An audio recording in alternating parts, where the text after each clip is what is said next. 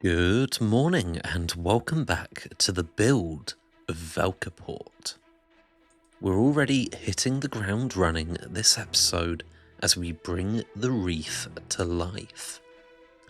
Now remember, it's sort of a mess of a structure. It was two rock faces with a shipyard built in between, and now people have built all sorts of different buildings and homes clinging to the side.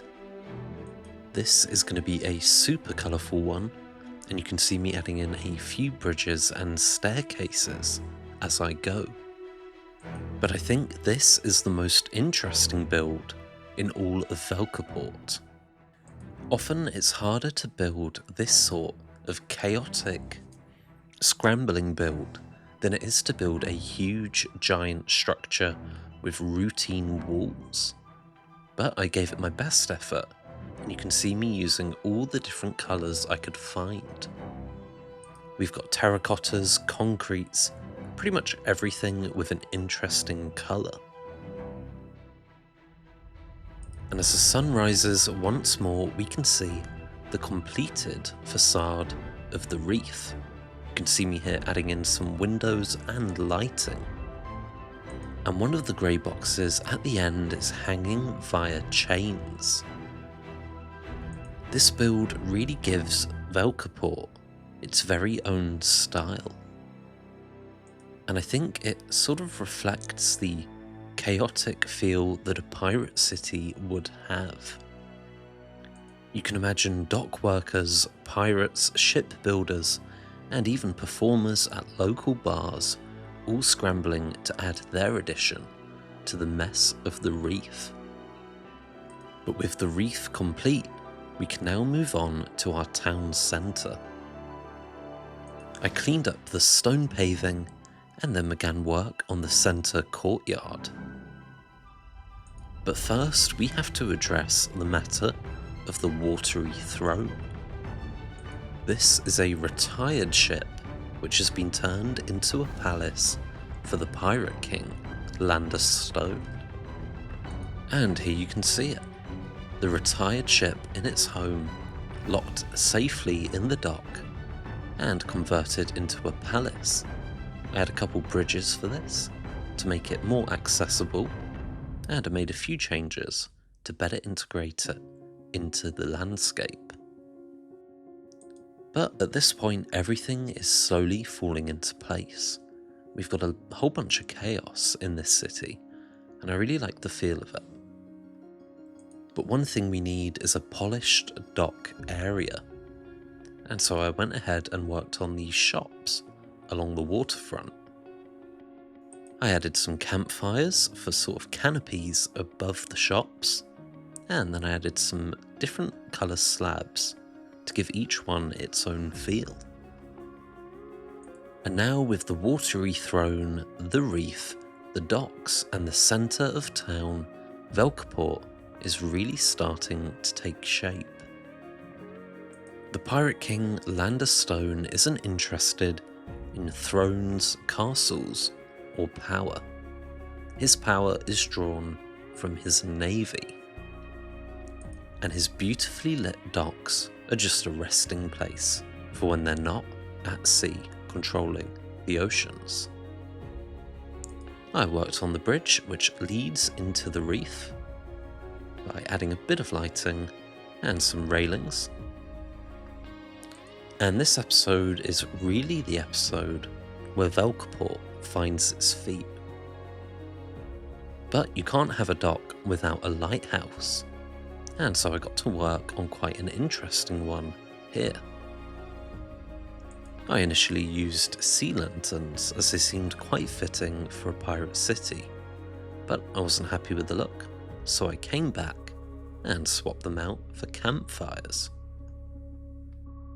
It looked a little bit too modern with sea lanterns, and so swapping them out for campfires was a definite bonus, and it gives this cool smoke effect around the edge of the fire. The cylindrical quartz tower was a little bit too modern, I think. It looked sort of like a rocket of sorts, And so I came round and replaced it with some, I guess it also still kind of looks like a rocket, but I don't know, more realistic struts. I don't know why, but as I'm editing this song I'm playing, it's called Sunrise, but it sort of reminds me of something out of Top Gun. I think it's the guitar. Maybe you agree, I'm not sure. Let me know what you think in the comments down below. But our lighthouse was nearing completion. I did make it a little bit shorter, but for now I think that's pretty good. But with that done, it's time to head back to the town centre to pay that a little bit more attention. I normally build iteratively, and so I get a real chance to get a feel for things before I have to move on to the next. But as I worked on Velkiport in one go and in the space of 10 hours, I didn't really get the same refining process that I normally would. If I'd built this city in the same way I did Mornington or Thaldrim, we'd have probably just started with a fishing hut on the river. Building everything all at once in one go is pretty fun if you've got a wild imagination, but sometimes mine's a little bit too wild. I go all the way into one idea, then I take a look and I don't even like it. Luckily that hasn't happened with either of my cathedrals yet, but it's pretty easy when you're just copying an already beautiful building. But I added some street lights to the centre of the town, and then I made a few more changes to the lighthouse, including shortening it, and adding a little bit of details around the fire. It still looks a little bit futuristic, but also a little bit magical at the same time.